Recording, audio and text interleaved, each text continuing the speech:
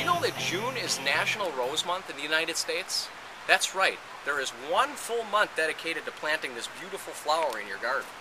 Today we thought we'd put together a little helpful video on some key things you need to zero in on when considering on planting a rose in your garden. A couple of fun rose facts for you. Did you know that a rose is actually considered a herb?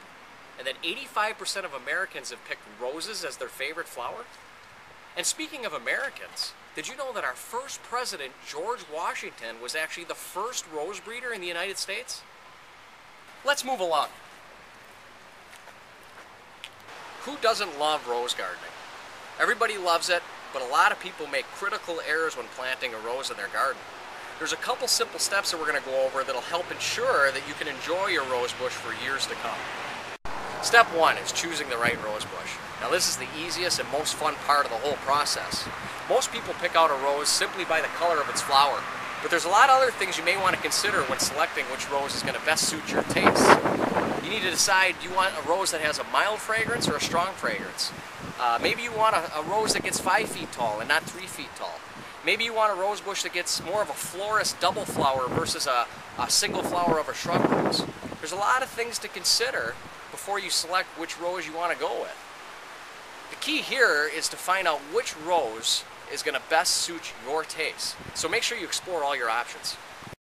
Step two is finding the right location for your rose bush. They are considered a sun plant, so you're going to want to find a spot that gets about 8 to 10 hours of sunlight per day. If you're planting a couple rose bushes, make sure you have adequate spacing. I would say somewhere in the 3 to 4 foot range for each rose bush. That'll ensure that you get full growth and proper air circulation. Step three is planting your rose bush. First of all, you want to dig a hole that's about twice the size of the actual pot that the rose came in. So make sure you dig it big enough so that the root system has a little bit of room to take off right away. You also want to make sure that your rose bush is planted in nutrient-rich soil. Although many rose bushes can adapt to any type of soil, rose bushes will thrive in nutrient-rich soil. So I would highly recommend maybe amending some humus, cow manure, or mushroom compost to the mix before you plant your rose. Step four is watering. You want to water your rose bush heavily twice a week. And if you can, try to water in the morning so your rose has enough time throughout the day to drink the water. You also want to minimize how much water you get on the leaves of the rose bush because roses can be pretty susceptible to disease and fungus. So always try to water at the base of the plant. Step five is feeding your plant. Like all living things, they need food, and so do rose bushes. There's a lot of products on the market to choose from. Dr. Earth makes a real nice organic product, and there's always the ever-popular Miracle-Gro, just to name a few. But you must feed your plant. If you want it to have a healthy root system and you want to encourage reblooming throughout the summer, you got to make sure your plant gets food. So I would recommend fertilizing every other watering or after each bloom cycle. Step six is deadheading your rose bush. Go out and find yourself some nice pruners and some heavy-duty gloves. Roses have some pretty sharp thorns. Let's take a minute here to go over how to properly deadhead a rose bush.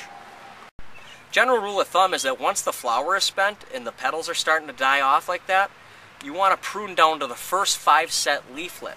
So if you look at the main stem here, you got this leaflet here that comes off the main stem. It only has 3 leaves.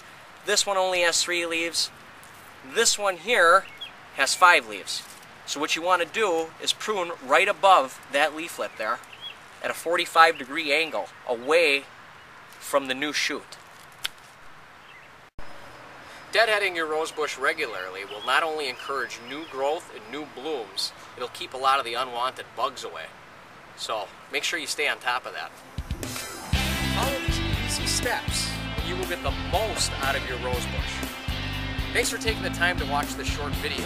I hope it gave you better insight on the proper care for rose bushes. If you have any additional questions or want further information on bug and disease control, as well as how to overwinter your rose bush properly, go to bluemels.com for further information. Or you can email us and we'll gladly email you a response. Or better yet, stop in. Our staff is always here to answer your gardening and landscape needs. Hope to see you soon.